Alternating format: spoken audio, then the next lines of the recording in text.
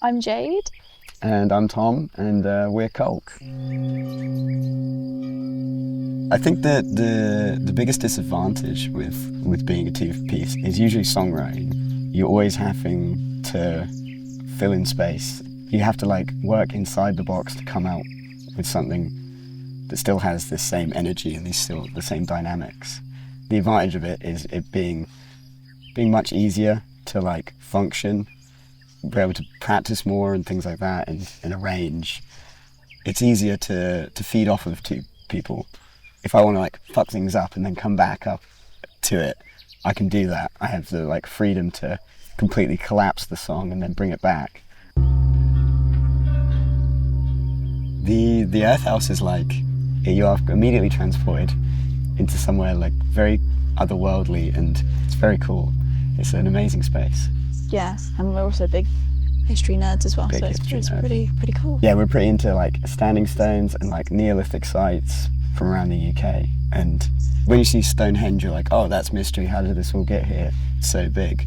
But a lot of like the smaller stuff, the stuff that people don't necessarily regard, it's like the ritual element. It's like why is it where it is? What was life like in the area for this to be here in this spot?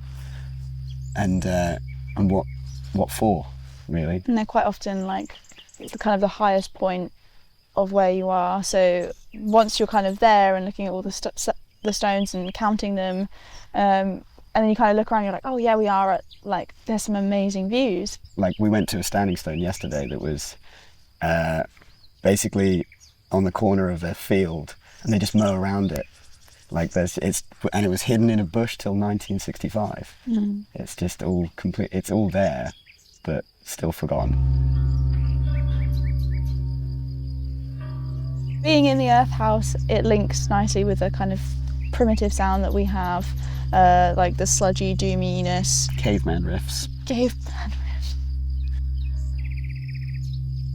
We started off kind of doing more punk music. Our first record came out. Yeah, it was more doomy. Yeah, and then that's sort of been the way since. A lot of the theming is on the bleaker side. At the end of the day, there's sort of a underlining like malice to a lot of the way that we live. It makes sense if you're channeling like this bleakness to be making music and sounds that fit that. It's looking at the kind of bleakness, but also we're kind of doing it we're self-aware, and kind of it's got a little bit of humour to it as well. Yeah, I'd say. You're addressing it so you can look past it. When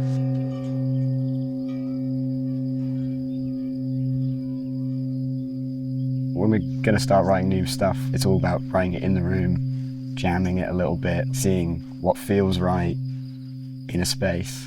We're thinking about playing it live. So we had to like pull something together that can survive in like these really scrappy small venues where like you can rely on that energy, but also in some of these bigger spots where you do need to you need clarity, and the riff needs to carry a little bit more.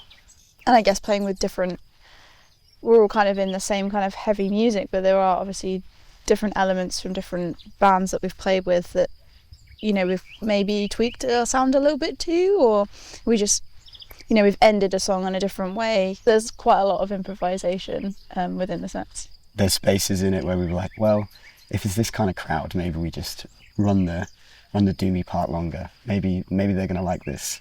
And kind of seeing the energy from the crowd as well, feeding off that energy and giving them kind of what they want. But if we're like, oh, maybe this crowd is not enjoying this song, we'll go to the next one and see what happens.